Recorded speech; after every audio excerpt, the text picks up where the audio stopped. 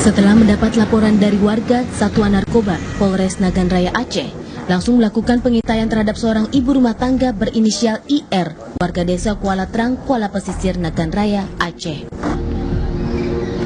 Setelah diintai selama 2 hari, polisi langsung melakukan penggeledahan di rumah pelaku.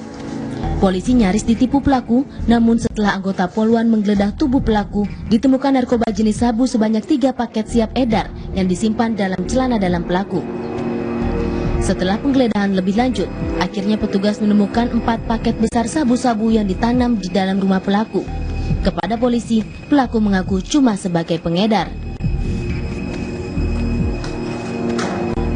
Setelah beberapa hari kita melakukan penyelidikan, akhirnya kita berhasil melakukan penangkapan saudari Ir. Dan darinya kita menyita narkotika jenis sabu sebenarnya lebih kurang 23,14 kg. Berapa paket? 4 paket besar dan ditambah 3 paket sedang.